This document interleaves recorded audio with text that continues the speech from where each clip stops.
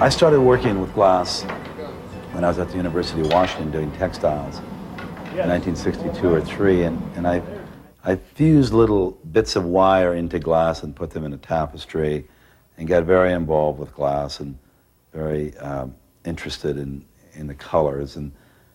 And one night I melted a bunch of stained glass in a little kiln and stuck a piece of gas pipe on the floor into it and blew a bubble, which was, I was very lucky that I got a bubble because it's something that you might not get without somebody telling you what to do.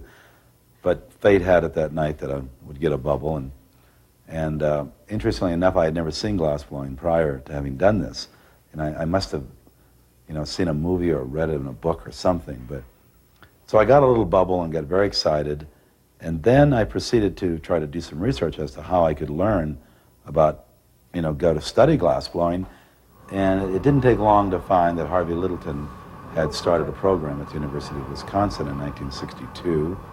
So I applied there as a graduate student and was accepted and went there in 1966.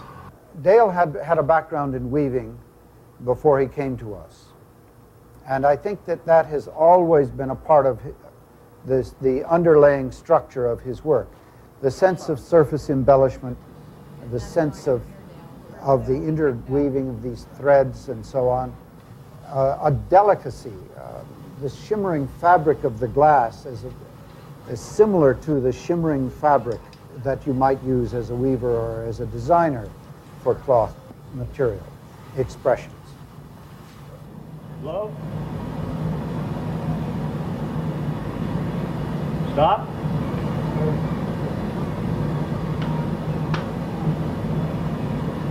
Blow. Stop. What I like about glass is really the blowing process. That's what really infatuates me.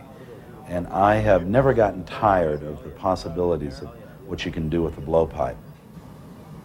There's just something about, blowing this human breath into this tube, and this thing blows up, and then working with the fire and the centrifugal force, and it's, this working with glass symmetrically doesn't interest me very much. I mean, I'm interested in letting the glass do sort of what it wants to do and taking advantage of the gravity and the centrifugal force and these aspects, and it's a very spontaneous medium if you let it be.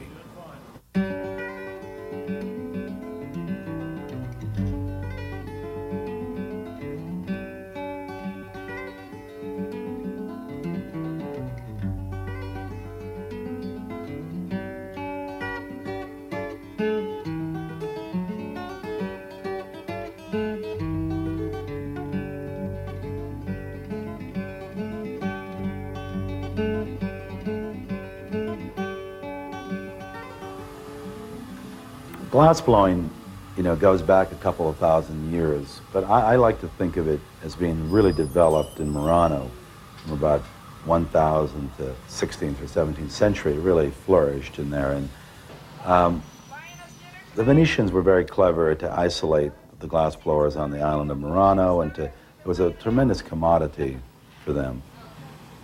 In spite of this secretive tradition in Europe and Murano, I was fortunate enough to go there in 1968 on a grant and spent 9 months working at the Venini factory in Murano. What color is this on the white in here? And that's when I really learned about teamwork. I mean, at this point in 1968 in America, we could barely blow glass. And it's only in the last 5 or 6 years that the Americans have become really good craftsmen. I really consider, in my mind, this is a group of the best glass blowers in the country. And it's important that I can accumulate the best skills that I can find. And I'm really, it's kind of just lucky that I'm able to get these people. I mean, it's lucky in a lot of ways in that the medium itself lends itself towards this phenomenon to have happened. The difference between this team, say and a team in Italy, a great glassblowing team in Italy would be made up of men who went to work in the factory at a very young age, at 12 or 14 years old.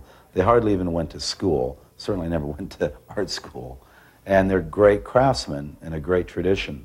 But they don't think, any way, in any manner like this team does, which are, everybody here has probably got a degree in art, if not a master's degree in art, and maybe a couple of other degrees besides, and they understand what I'm talking about. If I have a discussion with them about something, they understand this, and they realize that it goes far beyond just skills.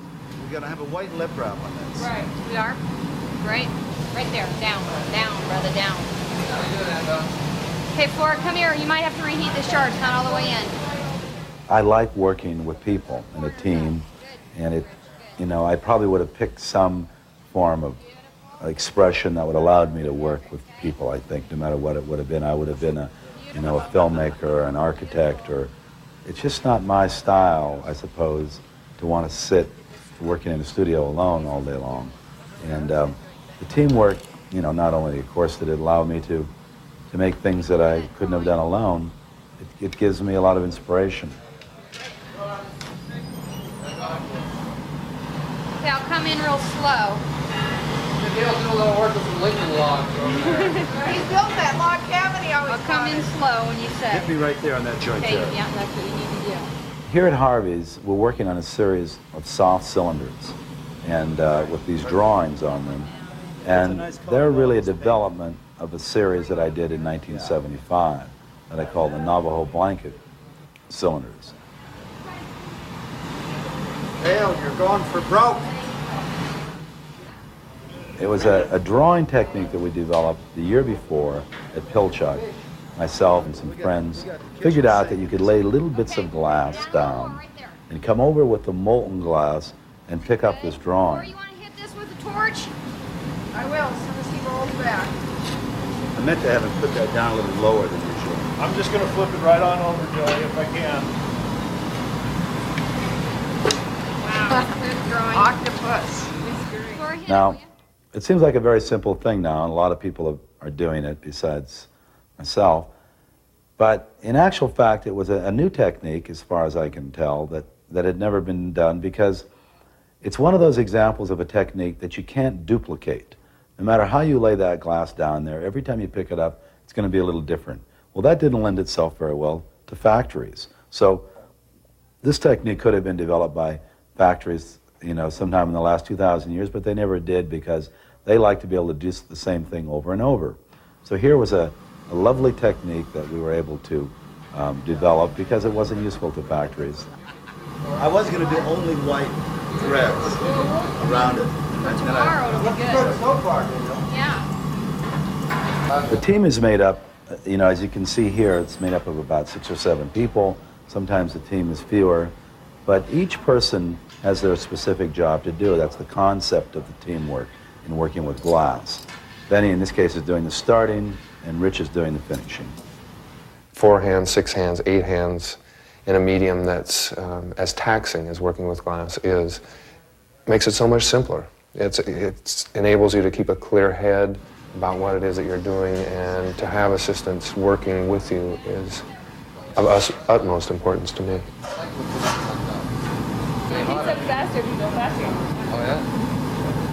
Ben is really responsible for how all the color goes on the piece.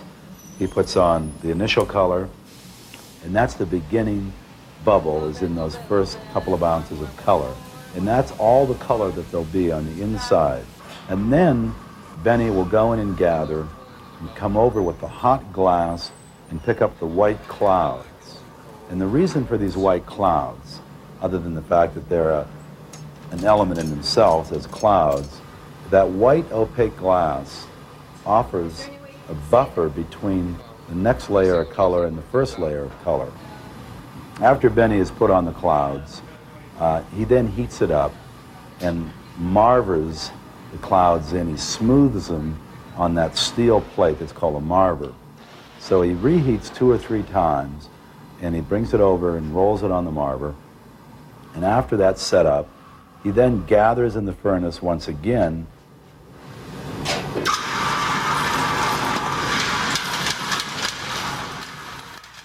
and goes over and picks up some little colored bits of glass that we call jimmies. How did you ever come by that name? Because Jimmy. when you get an ice cream cone on the East Coast, and they put West those little... Coast. No, this happens to be East Coast. Yeah. They put those little sprinkles on them. Yeah, the chocolate. Yeah, in Rhode Island they call them Just so you jimmies. know. You only need to pick up the scent. That coating of jimmies is now the exterior color. The jimmies have to be once again smoothed out, and then the piece is usually handed over to Rich. And Rich is the gaffer on this team in this particular series of work, and he knows basically the kind of form that I would like to make. Rich will then take the piece, and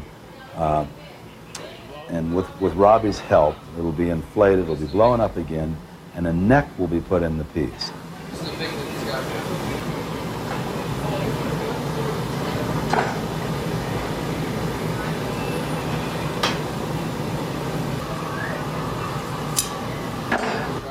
Dale has an amazing ability to delegate responsibility, which I think is very important because it leaves him free to stand back and view the stuff from a different perspective. Where I sit at the bench, being a foot and a half away from this piece, I really can't see it as well as he can being 4 or 5 feet away. Yep. Right around the... You could do it right now. You could be doing Another it right thing now. about Dale that I find is truly amazing is his generosity and his ability to communicate. He's generous to a fly. I mean, the guy will do anything just to make sure his workers are happy. With us, you do have to be a particular kind of person. The chemistry has to be right within the team. But we have a pretty good time at it, too. We all have a pretty good sense of humor. And we're pretty serious. Although it's a lot of fun, we're all pretty serious about what we're doing. Getting to the point where I don't care anymore. I'm lonely. In the beginning, I started to draw so that they'd know what forms I wanted to use to make. And then I got really interested in just drawing itself. I don't want to stay out there on the floor all the time telling people what to do. So I often stand back and watch them and draw.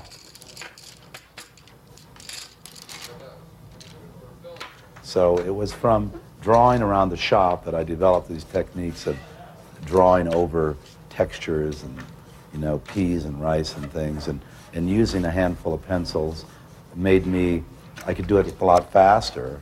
And so my work is very fast and spontaneous, and so the drawings are that way as well. Hand me one of those, something with blue or green in it.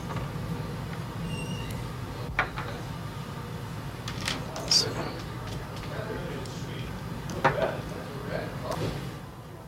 And I also like to use whatever liquids are around. Like I use, you know, the juices, cranberry juice, and I use tea and coffee for the colors, and we use a lot of bitters and soda water, and so bitters make very great color on the watercolors. And sometimes if we're in Vienna, we use the wine from the country, and if we're working at the seashore, I use shells underneath the drawings, and that's just because it's convenient and has a flavor of the locale.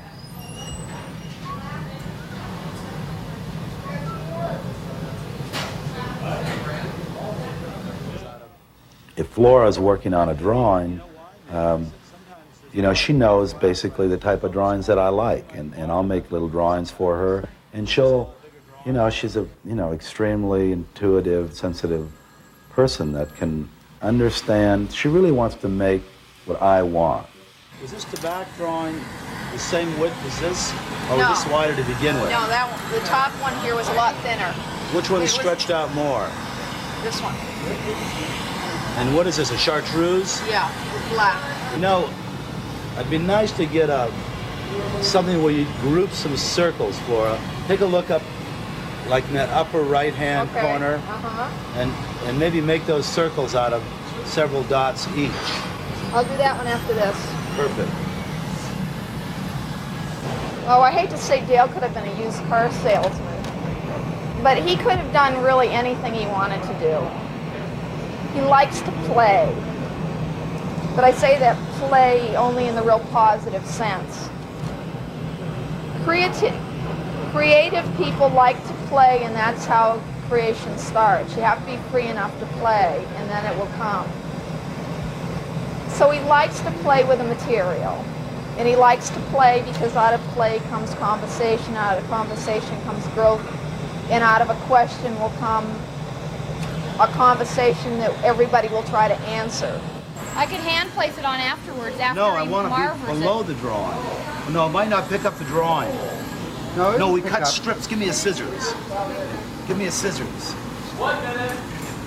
Mostly, my usefulness to the team comes from my background, which again is not that I'm a good glass blower, but it is that I've painted for years, and I basically come up with the color combinations for Dale's work and do a lot of the experimenting for him, in the sense that oftentimes I will work sometimes when Dale isn't there so that he can come in and look at certain color combinations. So what I'll do in the morning is I'll pick the interior colors, I'll pick the outside color, I'll find out what Flora is making for the shards, and I'll try and put all those together. I have a lapis and celadon up there. I can cut off the celadon, put it away and pick up. I've only got 2. Okay, don't just throw the celadon away. We won't, it was a small, it's not very much left. Okay. And then we'll go right to that. And then if we've done 7 before lunch, we'll do 7 probably after, so I've almost got that. As Joey's setting up the drawing, which she gets from Flora, and adds the threads. She knows the colors I like. She knows the feeling I like. And but they have a lot of input, you know, that certain, they'll think it looks better this way or that way. We'll discuss it, and it ends up to be a conglomeration of a lot of people's thinking.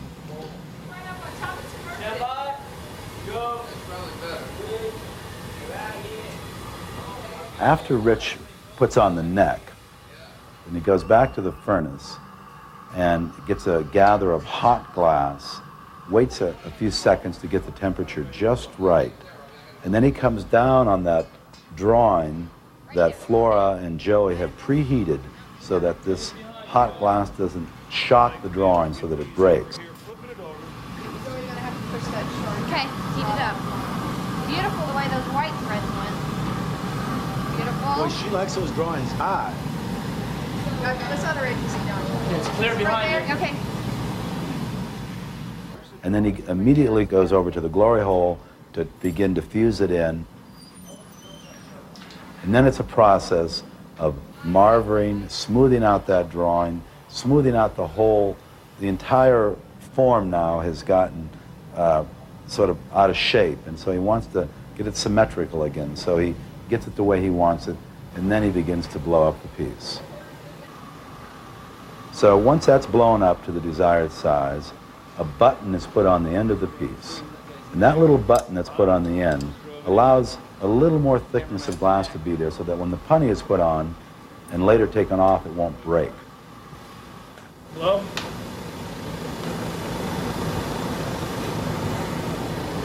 And the punny is put on by Robbie, and Rich then chills the neck, gets it to just the right temperature. He hits the blowpipe and the piece breaks off. Robbie takes it into the glory hole. The glory hole is a very hot box that's maybe 2,500 degrees that allows it to be a little hotter than if you tried to reheat it in the furnace. You might even be able to sneak one more out of that. And then it's brought back over to the bench. Rich opens up the lip a little bit, and then Annabelle has since heated up the color that will be what's called the lip wrap, and the lip wrap is then added by Rich. People often think the glass blowers have to go fast, but it's not a question of going fast. It's just a question of having your timing be right on. Sometimes you have to go slowly. I'm sure you've noticed the guy sometimes just sitting around waiting for the piece to cool. The movements have to be right on. You have to not bump into each other. In that sense, you sort of have to be somewhat graceful. You sort of dance around each other in the shop. You have very hot things on the end of long rods, and you can't bump them into each other, and you have to work around everybody. Do a couple of those wraps where it goes down a couple of times. Okay. Okay. Just trying to do it naturally. He reheats it in the glory hole a couple of times, opens it up just the way he wants to, and then he goes in for the final reheat and brings it out and gets the form, you know, in a way which satisfies us. You could probably turn that small glory hole down.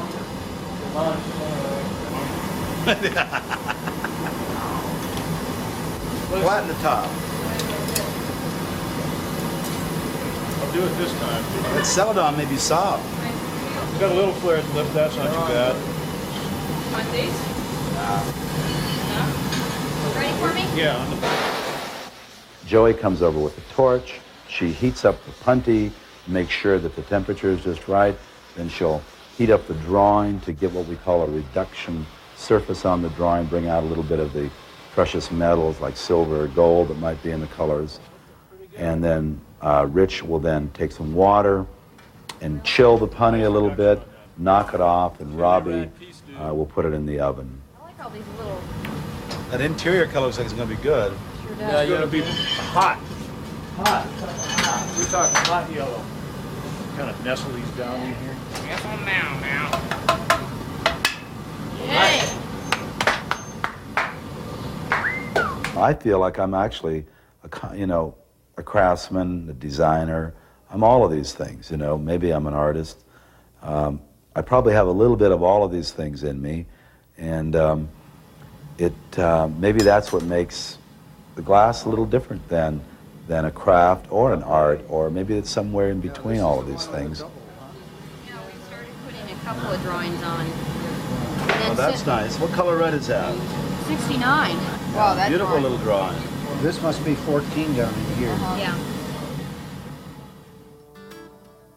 This is the aspect of the art that interests me is the audience, much more so than the fact that people call it art, call it craft. I don't care what they call it. You know, I mean, somewhere down long after I'm dead, somebody will figure out what it was and how important it was. In the meantime, I get my kicks out of people seeing the work.